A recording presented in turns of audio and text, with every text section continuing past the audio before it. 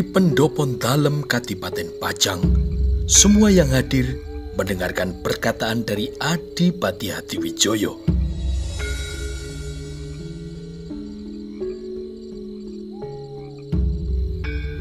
Besok pada waktu pasewaan, Ki Pemanahan, Ki Penjawi, Ki Wuragil, Mas Manca dan Joko Wilo serta Wenang agar supaya duduk di hadapanku di lajur yang paling depan.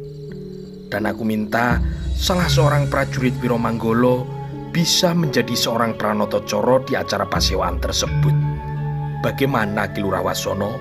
Tanya sang Adipati. Baik Kanjeng Adipati, Pranatacara nanti bisa dari salah seorang prajurit Wiromanggolo, kata Ki Lurawasono. Pada waktu pasewaan, aku minta para prajurit Wiromanggolo berjaga di sekitar dalam kadipaten. Di samping itu, ada yang mencatat kehadiran para bebau. Catat siapa saja yang tidak hadir pada acara pasewaan tersebut. Dan mulai besok, agar supaya ada 2 orang prajurit yang mencatat pemberian asok bulu bekti yang masuk ke dalam kadipaten, kata Adipati Hadiwijoyo. Baik Kanjeng Adipati, kata Ki Lurawasono. Selanjutnya, nanti bagi yang diangkat akan aku serahkan sebuah layang kekancingan sebagai tanda telah resmi menjadi Nayaka Praja Kadipaten Pajang, kata Adipati Hadiwijoyo selanjutnya. Nuwun sewu Kanjeng Adipati, apakah Kanjeng Adipati sudah mempersiapkan layang kekancingan yang akan diserahkan nanti? Tanya Ki Ageng Nis dari Selo. Belum Ki Ageng, rencananya besok akan saya tulis di atas potongan kain. Saya tidak sempat membuat dari kulit binatang yang untuk mengeringkannya membutuhkan waktu hingga 2-3 pasar, kata Kanjeng Adipati. Kalau Kanjeng Adipati berkenan, dari Selo saya membawa lembaran kulit kambing yang telah bisa dibuat untuk menjadi layang kekancingan, kata Ki Ageng Nis dari Selo. Terima kasih Ki Ageng, memang kulit kambing lebih baik daripada kain. Seperti layang kekancingan yang saya terima dari Kanjeng Sultan Trenggono yang juga terbuat dari kulit kambing, jawab Adipati Hadiwijoyo. Baik Kanjeng Adipati, nanti akan saya serahkan. Terima kasih Ki Ageng. Selain itu, saya mohon kepada Ki Ageng untuk bisa ikut ke Kota Rajan Demak di acara lamaran dan juga bahagian pengantin bersama dengan sesepuh-sesepuh yang lain, pinta Adipati Hadiwijoyo. Baik Kanjeng Adipati, saya bersedia ikut ke Demak, kata Ki Ageng Nis dari Selo. Terima kasih Ki Ageng. Nantinya sesepuh yang ikut ke Demak adalah Ki Buyut Banyu Biru, Ki Majasto, Ki Wuragil, Ki Ageng Butuh, Ki Ageng Ngerang, dan juga Ki Ageng Nis dari Selo. Tentunya di Kadilangu Demak telah ada pula Kanjeng Sunan Kalijogo, kata Adipati Hadiwijoyo yang sengaja tidak menyebut nama uwonya, yaitu Ki Kebo Ganigoro. Sesepuh yang ikut ke Demak nanti bisa ditambah 1-2 orang dari Desa Tingkir. Dan setelah pasewaan nanti, saya akan mengunjungi Desa Tingkir untuk mohon doa restu pada biungku Nyai Ageng Tingkir, lanjut kata Adipati Hadiwijoyo. Ternyata cukup banyak sesepuh yang mendampingi Kanjeng Adipati ke Demak, kata Ki Ageng Nis dari Selo. Iya Ki Ageng, meskipun tidak ada sesepuh perempuannya. Tidak apa-apa Kanjeng Adipati, karena Ibunda Kanjeng Adipati, Nyai Ageng Pengging, sudah lama meninggal dunia, kata Ki Ageng Nis dari Selo. Iya Ki Ageng, saat ini biung angkat Nyai Ageng Tingkir juga sudah sepuh sekali. Sudah banyak yang beliau lupa, kata Adipati Hadiwijoyo. Semua yang hadir terdiam mendengarkan Hadiwijoyo berbicara. Kemudian Sang Adipati Pajang meneruskan,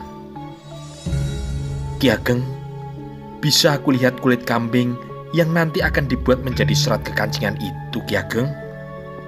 Ki Ageng Nisselo pun segera berdiri dan berjalan menuju ke Sasono Sewoko, mengambil kulit kambing yang berada di dalam bungkusan yang dibawanya.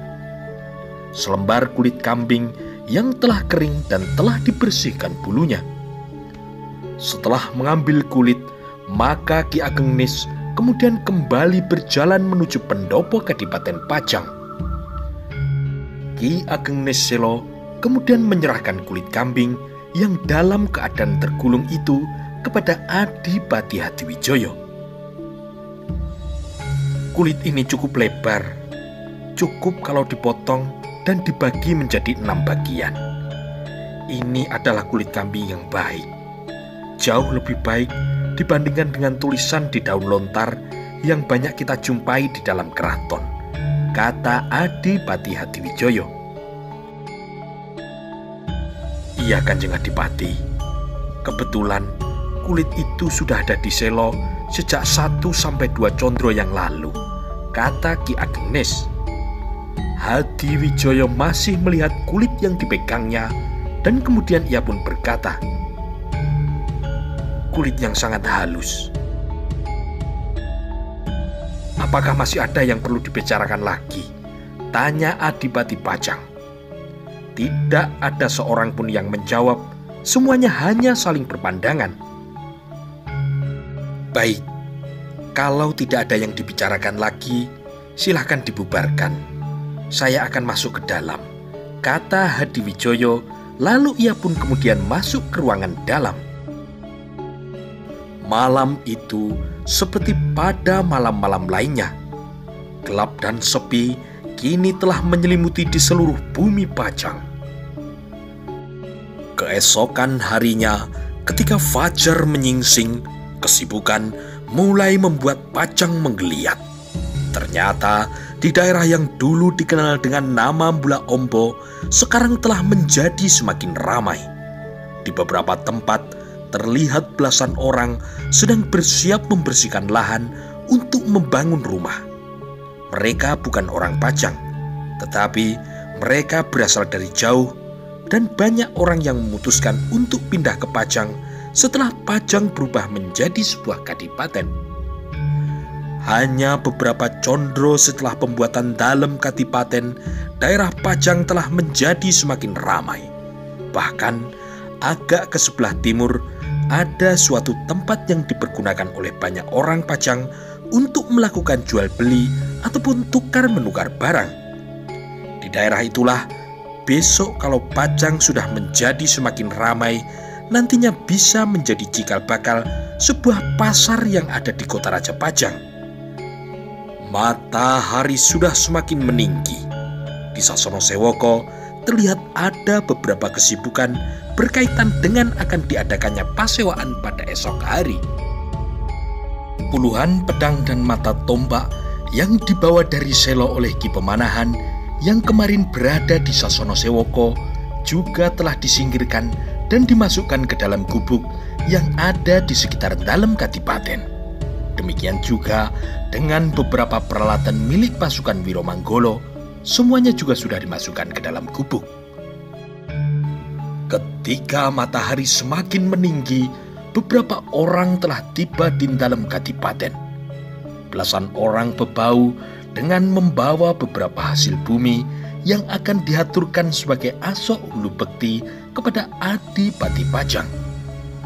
Ada yang membawa padi, beras, jagung, kelapa, ubi atau ketela, dan bahkan ada yang berupa hewan peliharaan, beberapa ekor ayam atau kambing.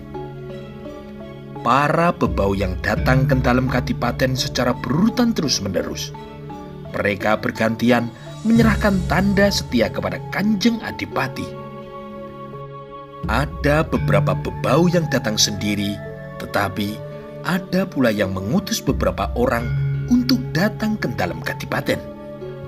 Beberapa prajurit Wiromanggolo sibuk mengatur penempatan dan penyimpanan hasil bumi yang datang.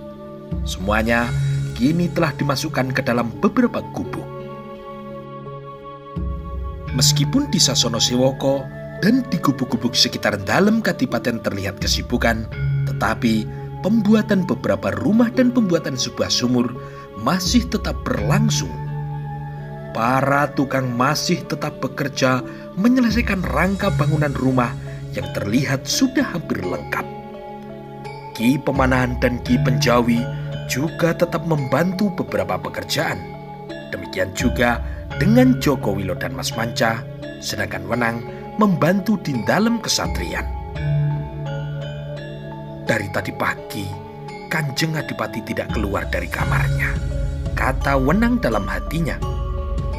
Di dalam kadipaten, Adipati Hadiwijoyo sedang sibuk membuat beberapa serat kekancingan yang besok akan diserahkan kepada Nayoko Projo Kadipaten Pajang. Dengan pedang pendeknya, Hadiwijoyo memotong kulit kambing itu menjadi lembaran kulit yang lebarnya sejengkal dan semuanya berjumlah 6 buah. Kemudian Adipati Hadiwijoyo menulis serat kekancingan satu demi satu.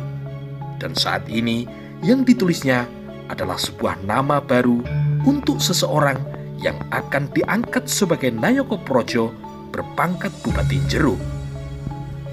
Kulit kambing itu digores dengan ujung sebuah pisau yang agak tumpul, sehingga membuat sebuah goresan dan membentuk sebuah tulisan yang bisa dibaca. Ini nama baru sebagai Bupati Jero Kadipaten Pajang, kata Hadiwijoyo dalam hatinya. Adipati Hadiwijoyo kemudian menulis beberapa serat kekancingan lainnya. Penunjukan tugas bagi para sahabatnya untuk menjadi Nayoko Projo telah dipikirkannya masa-masa dan telah disesuaikan dengan kemampuannya. Perlahan-lahan matahari kini telah condong ke barat. Di depan pendopo dalam kadipaten, prajurit Wiromanggolo yang bertugas masih menerima beberapa orang bebau yang datang dengan membawa hasil bumi. Kemudian hasil bumi itu pun dimasukkan ke dalam gubuk.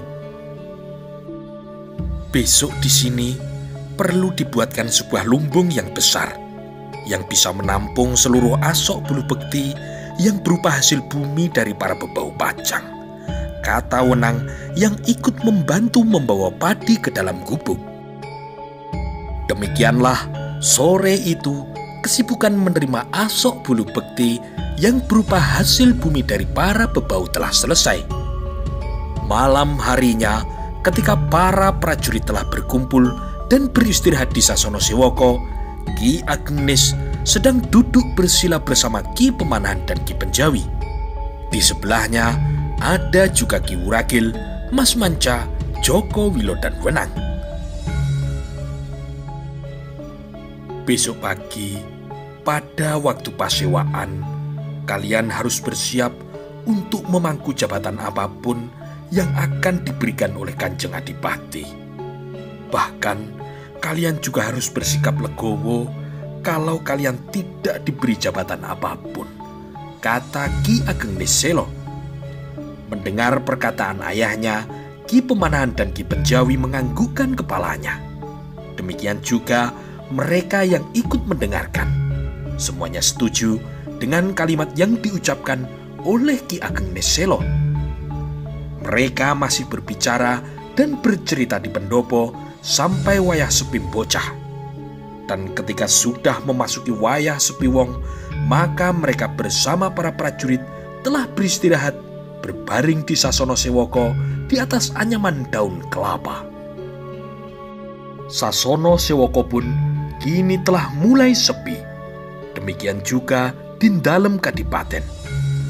Adipati Hadiwijoyo yang sedang berbaring menganyam angan-angannya terkejut ketika mendengar suara burung kedasi yang terdengar dekat sekali dengan dinding rumahnya.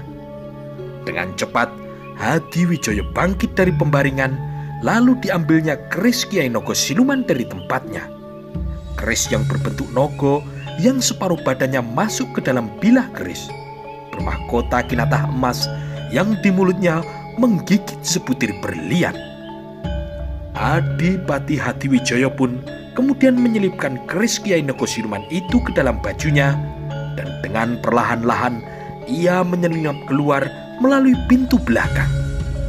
Dan ketika ia sudah sampai di dekat sumur di halaman belakang yang hampir selesai dikerjakan, maka dengan tangkasnya ia bergerak cepat tanpa mengeluarkan suara.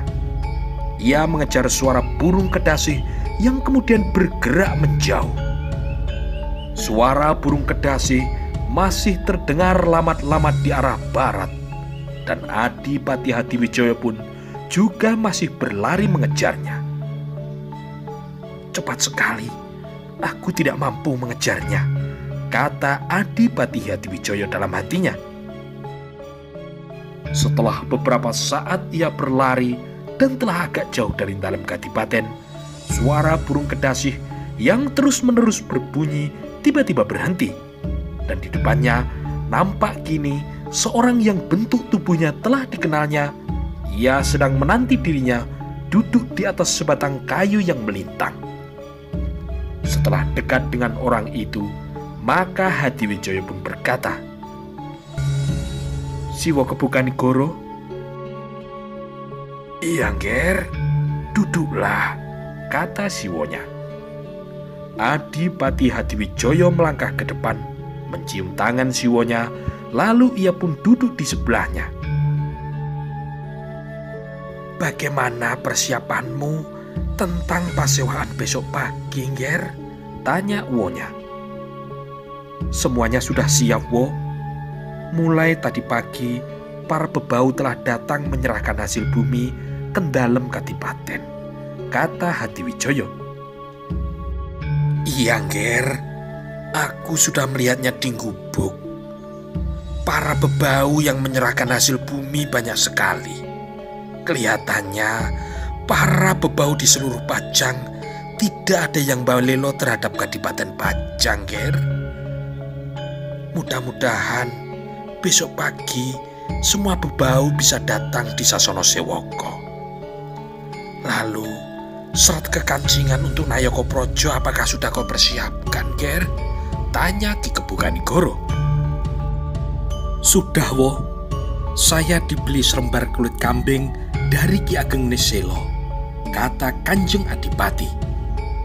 "Ya, aku lihat Ki Ageng Niselo tadi ia berada di pendopo," kata uwonya. "Iya, wo. Semua yang akan menjadi Nayaka Praja sudah aku tulis di kulit kambing, dan besok pagi akan saya berikan pada saat pasewaan." "Lalu jabatan apa saja yang kau berikan kepada mereka, Nger?" tanya uwonya. Hadiwijaya pun kemudian menjelaskan siapa saja yang diangkat sebagai kepala prajurit, sebagai bupati dalem, sebagai sentonon dalem, seorang pangeran, dan sebagai patih Kadipaten Pajang.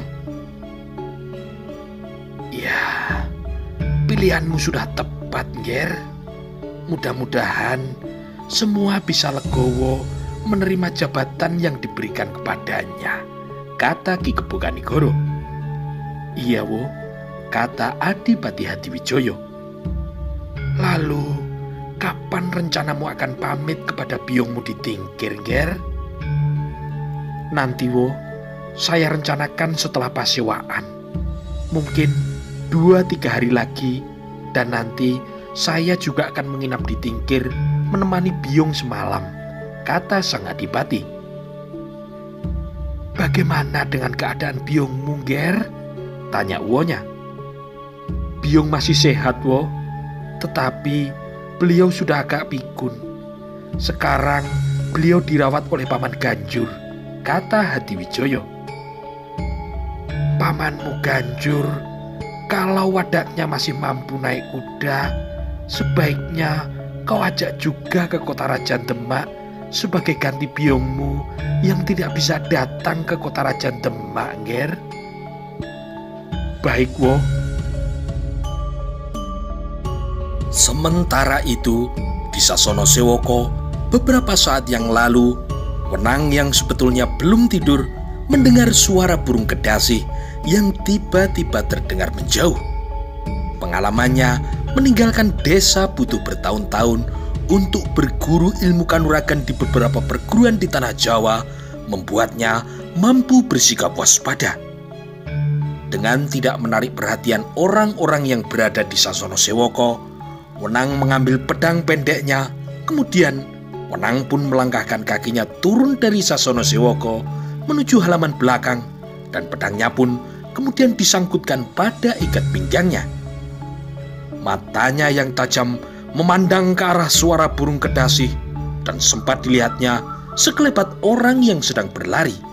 Setelah itu, bayangan itu pun hilang di kegelapan malam. "Siapa orang itu?" katanya dalam hati, dan pada saat ini semua sahabat-sahabatnya sedang berada di Sasono Sewoko. Dengan cepat dan tangkas, Wenang berlari mengejar bayangan yang telah menghilang di dalam kegelapan malam. Wenang sama sekali tidak dapat melihatnya karena cahaya bulan yang lemah tidak mampu menerangi seluruh jalan di sekitar dalam kadipaten. Di kejauhan, di arah barat, masih terdengar suara burung kedasih. Wenang pun dengan penuh kewaspadaan berjalan hati-hati menuju ke arah suara itu. "Orang itu menuju ke arah barat," kata Wenang dalam hatinya. Sementara itu, agak jauh dari tempat Wenang berjalan mencari suara burung kedasih, Kebo Kanigoro sedang duduk di atas kayu yang melintang, sedang berbicara dengan kemenakannya. "Ternyata setelah Pajang menjadi sebuah kadipaten, banyak orang yang babat talas mendirikan rumah di sekitar kadipaten, Ger," kata Ki Kebo Kanigoro. "Iya, wo. Nanti ke depan di daerah ini bisa menjadi sebuah kota raja yang ramai. Kota Raja Pajang," kata Adipati Hadiwijoyo. Kebo Kanigoro terdiam. Ia hanya memandang tajam kepada kemenakannya. "Mereka yang mendirikan rumah di sini banyak yang berasal dari jauh, Ger. Ada yang berasal dari balik Gunung Merapi. Ada pula yang berasal dari seberang Alas Mentao. Ada juga yang berasal dari sebelah kulon Kaliprogo, dekat dengan ujung perbukitan Menoreh," kata Ki Kebo Kanigoro. "Mudah-mudahan mereka kerasan tinggal di Pajang, wo," kata Hadiwijoyo. Kebo Kanigoro terdiam. Suasana kini menjadi sepi. Bulan yang hanya separuh mampu sedikit memberi pendar cahayanya di sekeliling tempat itu. Tiba-tiba Kebo Kanigoro berkata lirih kepada Hadiwijoyo, "Ada yang datang. Dia berjalan menuju kemari, Ger." Adipati Hadiwijoyo terkejut. Ditajamkannya pendengarannya dan didengarnya suara langkah kaki seseorang yang sedang berjalan menuju ke arahnya.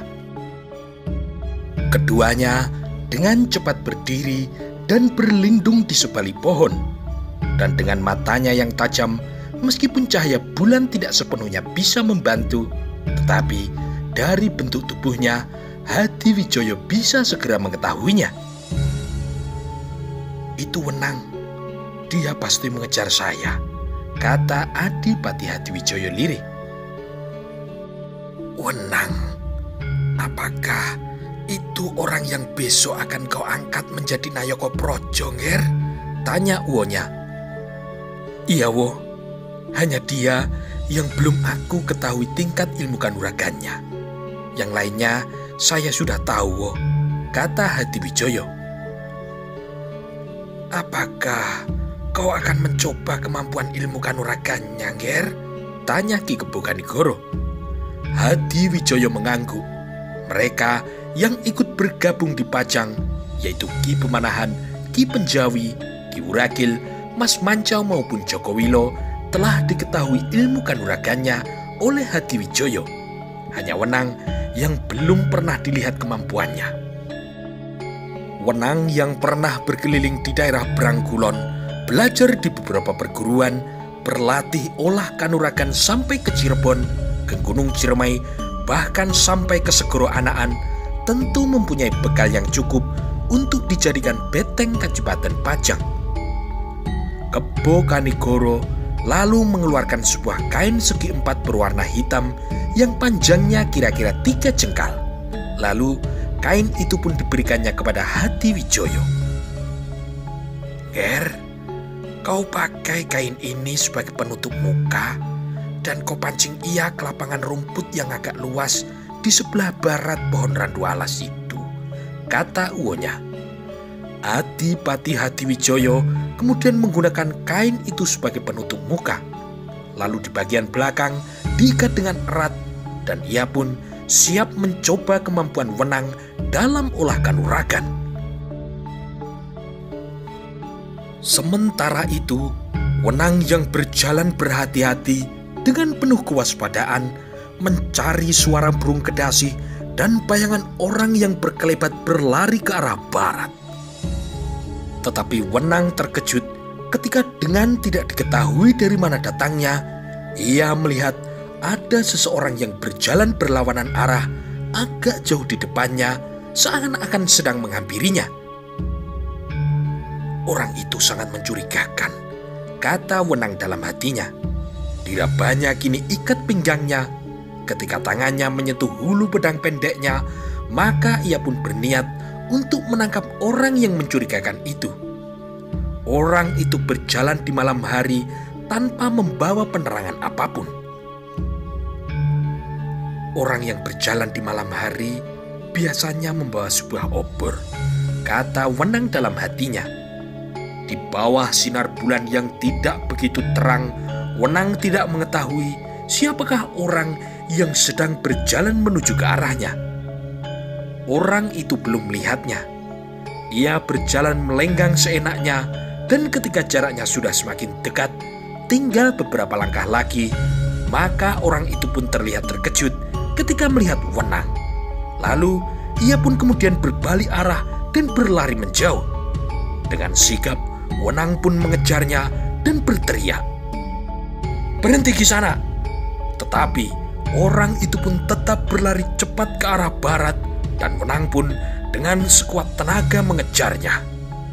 Wenang mengerahkan semua kemampuannya untuk mengejar orang yang berlari di depannya. Tetapi orang itu pun juga tidak mau ditangkap. Maka ia pun lari dengan sekuat tenaga. Ia berusaha melepaskan diri dari Wenang yang sedang berusaha mengejarnya. Beberapa saat mereka berkejaran.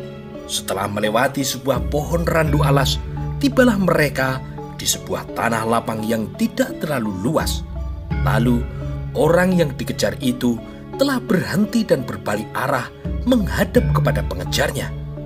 Setelah berhadapan, barulah Wenang melihat dengan jelas orang yang dikejarnya memakai secari kain berwarna hitam untuk menutupi wajahnya. Wenang adalah seorang pemuda yang cukup cerdik. Ia sadar bahwa orang itu telah berpura-pura lari ketakutan. "Aku telah dipancingnya berlari ke tanah lapang ini," kata Wenang dalam hatinya. Diedarkannya pandangannya, ada kemungkinan orang yang dikejarnya membawa beberapa kawan untuk mengeroyoknya. Tetapi suasana di dekat pohon randu alas saat itu terlihat sepi. Tidak ada gerakan apapun di sekitarnya. "Kisana, kenapa kau lari?" tanya Wenang. "Kenapa kau memancingku supaya aku mengejarmu ke tempat ini? Lalu, kenapa wajahmu kau tutup dengan kain? Siapa kau sebenarnya?" Orang itu tidak menjawab apapun. Hanya matanya yang tajam memandang ke arah Wenang. "Kalau kau tidak mau menjawab, kau akan kutangkap dan kau akan kubawa menghadap Kanjeng Adipati Hadiwijoyo," kata Wenang. Orang itu pun masih tetap diam, tetapi terlihat ia kemudian menjadi gelisah. "Menyerahlah," kata Wenang. Tetapi ia terkejut ketika orang itu menyerangnya dengan melompat ke depan dan kakinya terjulur menendang lambungnya. Dengan cepat Wenang menghindar. Ia memiringkan tubuhnya ke arah kanan sehingga tendangan orang yang wajahnya ditutup kain hitam itu tidak mengenainya. Ia pun kini tidak tinggal diam. Tangannya bergerak ke depan dan dengan kekuatan penuh Wenang menghantam pundak lawannya. Lawannya melangkah mundur, tetapi Wenang tidak melepaskannya.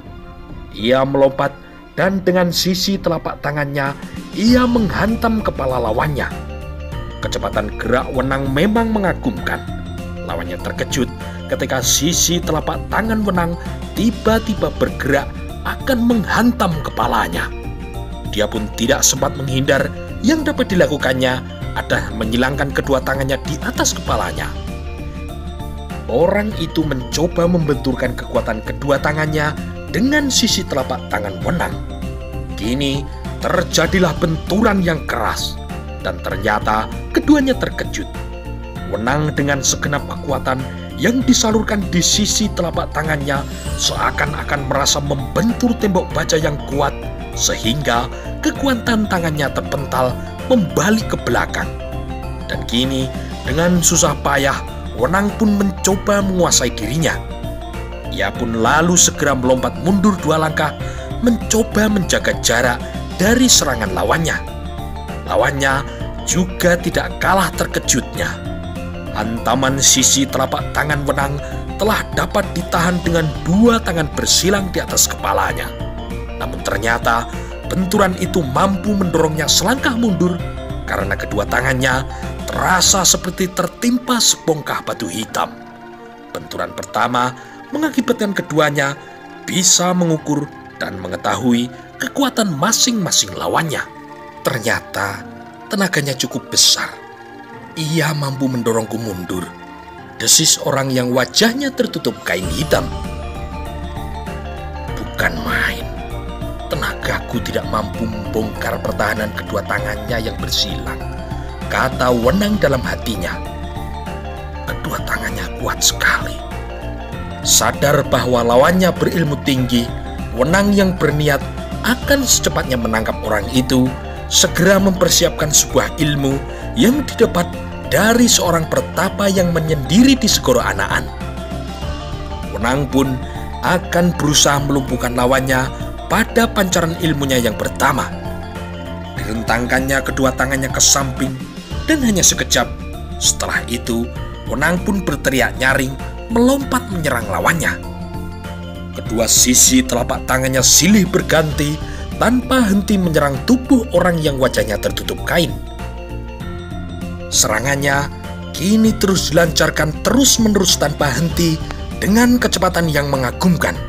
Itulah ilmu gerak Segoro Muncar, ilmu yang menyerang seperti ombak Segoro Kidul yang menghantam batu karang di tepi pantai terus-menerus tanpa henti. Dengan cepat, Wenang dapat mendesak lawannya yang terpaksa bergerak mundur. Telah 2 kali tangannya menyentuh pundak lawannya, tetapi kekuatan tubuh lawannya sangat luar biasa. Dia seperti tidak merasakan sakit ketika pundaknya tersentuh tangan Wenang. Cahaya bulan yang lemah menyinari tanah lapang di sebelah pohon randu alas, seperti menyaksikan 2 ekor ayam jantan yang sedang bertarung. Terlihat samar-samar orang yang menggunakan penutup wajah itu mengalami kesulitan. Dia beberapa kali melangkah mundur, terdesak oleh lawannya yang dapat bergerak sangat cepat. Secara bergantian, kedua telapak tangan Wenang mengepal kuat, menghantam ke arah dada, lalu berubah menjadi tusukan 2 jari ke arah mata. Kemudian berubah lagi menjadi serangan sisi telapak tangan yang menyerang pundak. Hanya kurang dari sejengkal, serangan sisi telapak tangan itu telah berubah menjadi cengkraman 5 jari yang mengancam leher. Lawannya kini melompat mundur. Ia tidak mau lehernya berlubang 5 di tempat, dan ia pun tidak mau dicecar ilmu lawannya. Telah 2 kali pundaknya terasa sakit tersentuh telapak tangan lawannya. Untuk melawannya, maka ia pun segera mempersiapkan sebuah ilmunya. Setelah mundur, maka ia dengan cepat menghimpun tenaganya melawan ilmu lawannya dengan sebuah ilmu kebanggaannya, ilmu Trisulo Manik.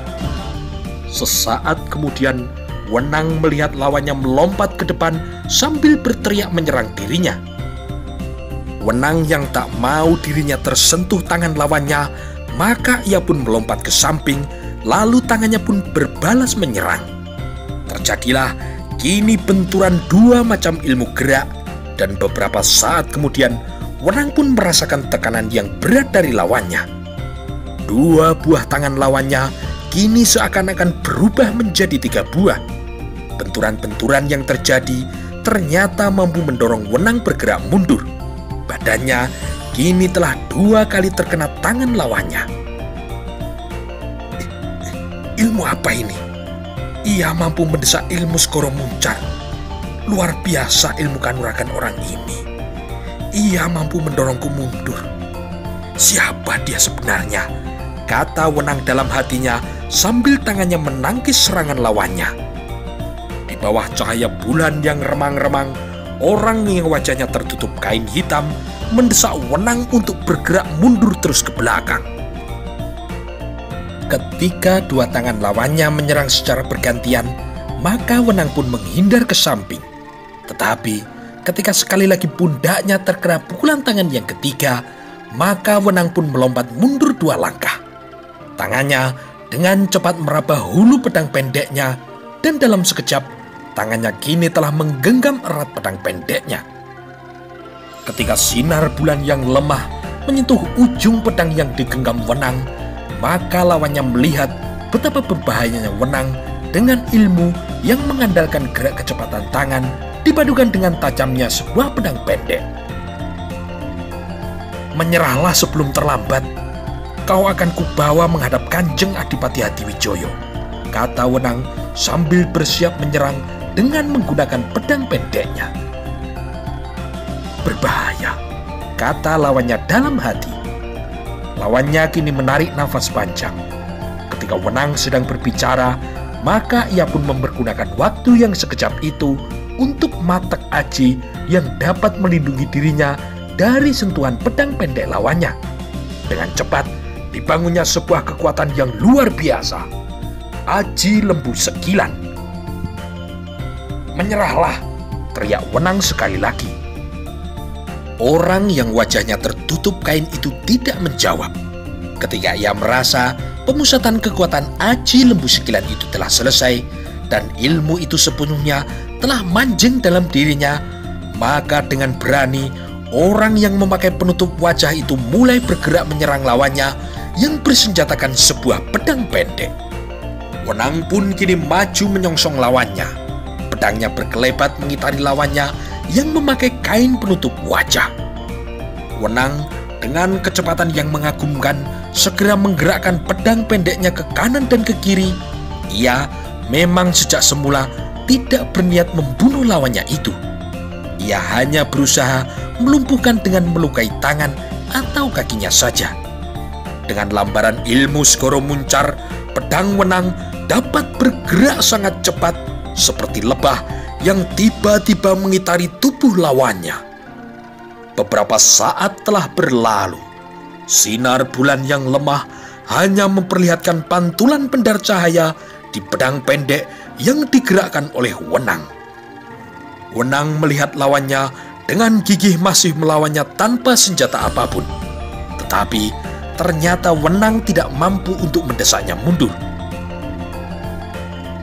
Apa boleh buat kalau ia mati atau terluka parah terkena pedangku, kata Wenang yang mulai tidak sabar. Dan kini dengan cepat ia bersiap menyerang di tempat-tempat yang berbahaya. Ini peringatan terakhir. Menyerahlah supaya tidak ada yang terbunuh di sini.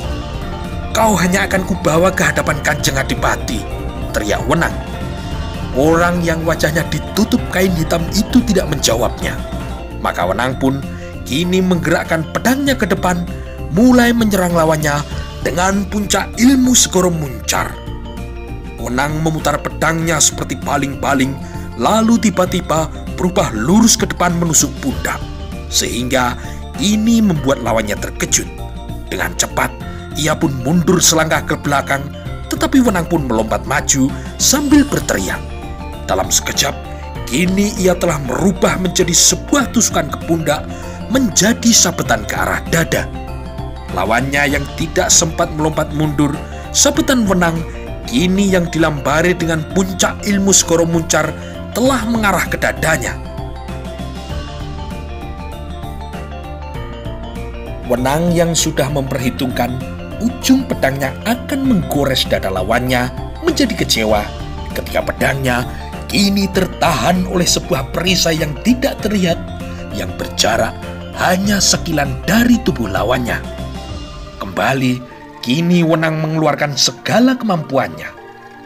Ujung pedang pendeknya dipadukan dengan puncak ilmu Segoro Muncar. Ilmu yang didapat dari Segoro Anaan segera bertebaran mengarah ke semua bagian tubuh lawannya. Pedang pendek yang ujungnya selalu bergetar dan mempunyai kecepatan yang luar biasa itu mampu bergerak beberapa kali akan menusuk tubuh lawannya. Lawannya segera melompat mundur, tetapi ia kalah cepat dengan datangnya serangan ujung pedang pendek yang mengarah ke arah leher dan pundaknya. Sekali lagi Wenang terkejut ketika ujung pedangnya yang bergetar cepat sekali yang digerakkannya secara tiba-tiba menusuk ke depan tidak bisa menyentuh pundak lawannya. Ia merasa pedangnya tertahan oleh sebuah perisai yang tidak kasat mata. "Ilmu apa ini? Pedangku tidak mampu menyentuh tubuhnya," kata Wenang dalam hati sambil terus menggerakkan pedang menyerang lawannya tanpa henti. Lawannya yang sudah merasa cukup mengadu ilmu dengan Wenang berniat akan mengakhiri perkelahian ini. Ia pun kemudian bertempur semakin gigih. Kedua tangannya menyerang bergantian mendesak Wenang ke arah pohon randu alas. Wenang tiba-tiba terkejut ketika melihat lawannya menyusup maju di sela-sela ujung pedangnya dan mampu mendesaknya mundur. Dengan penuh percaya diri, lawannya berani menangkis ayunan pedang pendeknya dengan tangkisan tangannya tanpa takut tangannya terluka. Wenang yang memegang sebuah pedang pendek terpaksa terus-menerus terdesak mundur oleh serangan lawannya yang tidak memegang senjata apapun. Wenang melompat mundur. Kini ia telah berada di bawah pohon randu alas ketika sisi telapak tangan lawannya hampir mengenai kepalanya. Dengan cepat, Wenang memiringkan kepalanya. Tetapi alangkah terkejutnya ketika kekuatan tangan lawannya diubah menjadi pukulan terhadap tangannya yang memegang pedang, dan tanpa bisa dicegah, pedangnya kini terlempar ke tanah, disusul dengan sebuah tendangan kaki yang mengarah ke perutnya. Wenang yang tidak mau perutnya terkena kaki lawannya, ia terpaksa bergerak mundur, sehingga kini kaki lawannya mengenai tempat yang kosong. Tetapi belum sempat berdiri tegak, ia pun terkejut ketika tanpa ia duga, tangan lawannya secara tiba-tiba telah berhasil mendorong pundaknya. Sebuah tenaga yang sangat kuat kini telah mendorong pundaknya, sehingga Wenang kini jatuh berguling ke samping beberapa kali. Tetapi kini dengan tangkasnya, Wenang melompat berdiri di atas kedua kakinya yang kokoh. Tangannya menyilang ke depan dada, bersiap menahan serangan dari lawannya yang ternyata mempunyai kekuatan yang sangat besar. Wenang kembali terkejut sekali lagi ketika ia memandang ke depan. Yang terlihat hanyalah kegelapan malam seberkas sinar bulan yang lemah yang telah menyentuh daun pohon randu alas di tepi tanah lapang itu. "Hilang. Kemana dia?" kata Wenang dalam hati. Beberapa saat, Wenang masih berdiri dalam keadaan siaga penuh menunggu lawannya muncul kembali.